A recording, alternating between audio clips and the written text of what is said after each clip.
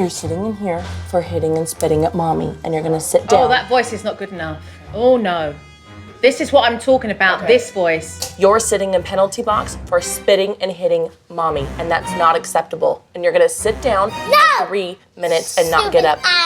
Ignore the profanity, don't even worry about that. It's all for a reaction. Kids use bad language to get a rise out of the parents. So the quickest way to eliminate that is to ignore it.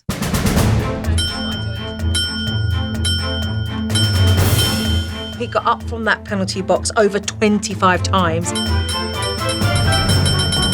hate you, Supernanny. Bronson's most challenging with timeouts because he's continuously getting up and running in all different directions, and he can outlast me. Yeah. Dad put the rules up on the wall so everybody could see them. And of course, we got a chance to test it quickly. No. We do not hit. We do not hit. Can you read this for me? I want you to read this for me right here. I hate the house of rules because I don't like listening.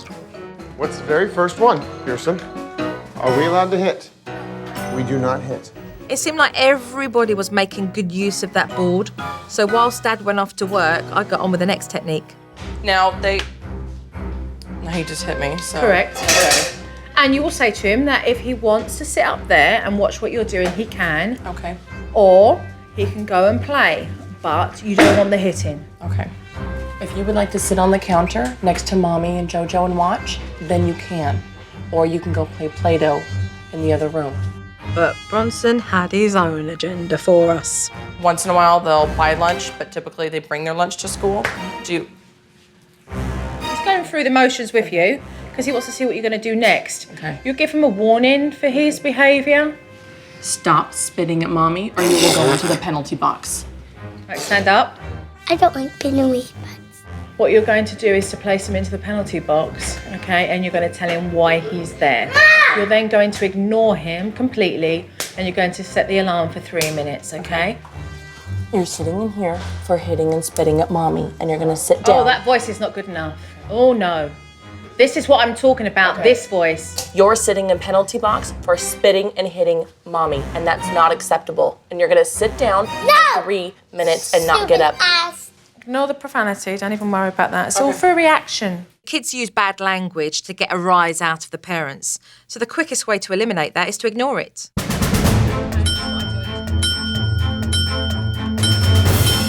He got up from that penalty box over 25 times. I hate you, Supernanny. Bronson's most challenging with timeouts because he's continuously getting up and running in all different directions, and he can outlast me. Yeah.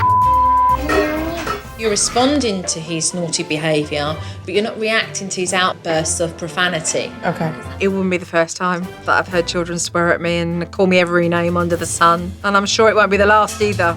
Bronson felt very threatened having Joe in the house and helping me with the penalty box. It was challenging, but she followed through. And eventually she got to the bottom of it where he had to do his time. Mommy put you in penalty time for hitting and spitting at mommy. You need to tell mommy you're sorry. I'm sorry. I love you. It was really a challenge for me, but when it was all said and done, it was a big relief. Come outside. When Dad got home, I wanted to discuss a very serious situation with him and Mum. And when you've got kids running near a road, you need to look out. And so I need to put safety measures into this house. Every day when you come out to play, Mum and Dad are going to show you where you can go up to by using this ribbon. Know this, boys. If you go past the ribbon, you will do time out. These kids have got to recognise that there are certain boundaries in which they can play in. So you have to stay.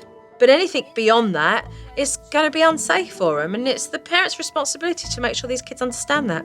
You're taking ownership now of this. Thank you. All right. It's gonna be tough at first, So let's do this. but I think it'll work out well. All right, come on my side, Bronson. Come back over here. The biggest concern I have with Bronson is that he would be hit by a car. Ready? So I was really excited to have the safety boundary started this afternoon with the kids. So where do you guys get to play? Let's look at the ribbon. I don't like the orange ribbons because if we pass them, we go in penalty. And they're dumb. As it works out, Hunter and Pierson were very cooperative, but that left Bronson. Bronson! As soon as the ribbons were placed on the trees, Bronson got in his little tricycle and went totally over the ribbon.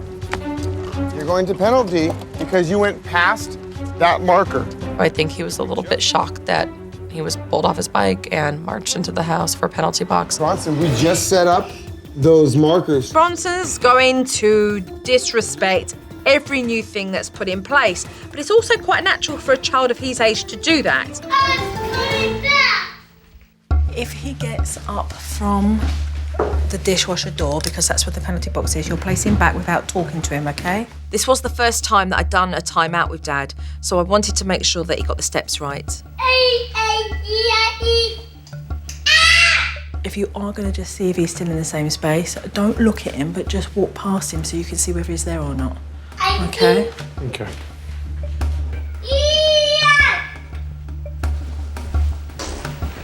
Now, another thing would be, being that he's sitting there and he's still talking and all that, Just ignore it. Okay. That's what had you in the first place. Okay. Bronson did his time, and Dad did the final steps. Do you know why you're in here? I passed the ribbon. Can Exactly. You passed the ribbon. What do you say? Dad did a fantastic timeout, and then he took Bronson outside to try all over again. Look, you see the ribbon? Where's the other ribbon? Over there. We have to stay in between the two. I think it's teaching him that it's not a game. You know, this is for his safety. Give me a high five. Let's go have fun. You know, you're not listening, you could get killed.